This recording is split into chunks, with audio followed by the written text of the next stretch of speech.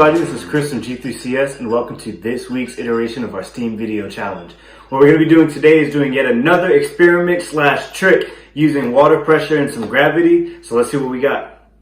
The materials we're going to need first is a straw that bends. And you're going to want to cut the straw so that they're about even on both sides. Then we're going to have a really short glass and we have a really tall glass that's filled all the way to the top. And it's important that it's filled right there to the top with any liquid, but we're going to use water today. So what we're going to be doing is making a self-starting siphon. We're going to be doing two different ways, so let's get started and I'll show you how to do the first one. So for both siphons, what we're going to have is the straw built like this, kind of like in a triangle shape, so that one side can go into the water and the other side will point towards the shorter glass. For the first siphon, I'm going to put one side all the way into the water. Then I'm going to take my mouth and I'm going to suck a little bit of water through, and then I'm going to stop and we'll see what happens. Here we go. And the water is going to keep going even though I'm not sucking on it anymore. And if you look at this glass over here, the water is going to go all the way until the water gets to the same level as the bottom of the siphon.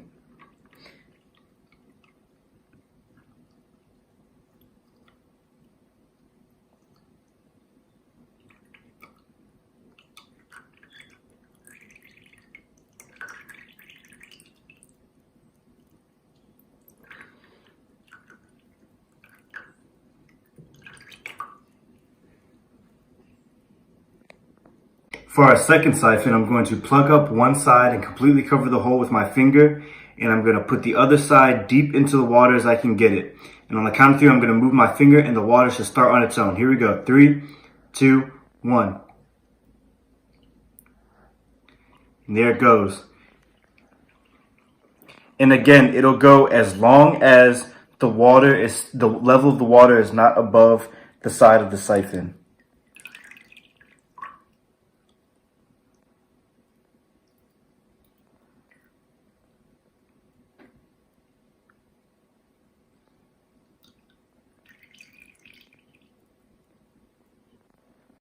Now, both of these are an example of how water pressure and gravity are working together. So on the first siphon, when I pulled the water through, I pulled it at such a high speed that the gravity then pulled the rest of it out. Now, there's also a property of matter called viscosity.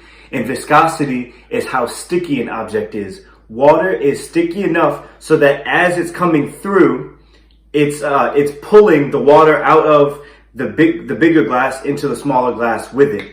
Also, the pressure of the water is what keeps it as constant. And until this side reached the same level of the water, the pressure was high enough to keep it going over.